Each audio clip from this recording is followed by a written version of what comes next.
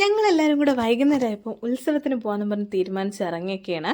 അങ്ങനെ നമ്മൾ 4 പേരുണ്ട്. ഞാനുണ്ട്, അനിയനുണ്ട്, താത്ത ഉണ്ട്, അനിയത്തിയുണ്ട്. നമ്മളെല്ലാവരും കൂടി കാവടിയും തുള്ളി പോകുന്നതൊന്നും നിങ്ങൾ നോക്കണ്ട.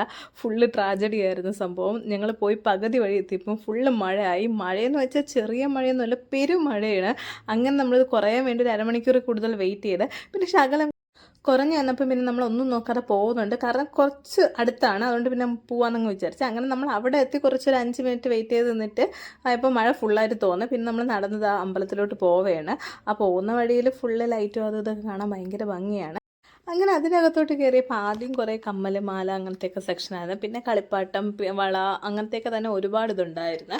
പിന്നെ കുറേ കഴിഞ്ഞ് അങ്ങോട്ട് പോയപ്പോൾ ഫുഡിൻ്റെ ഇതുണ്ടായിരുന്നു. അതിന് മുമ്പ് ഈ ഒരു സംഭവം കണ്ടായിരുന്നു. അത് പണ്ടത്തെ നൊസ്റ്റു ഐറ്റമാണ്.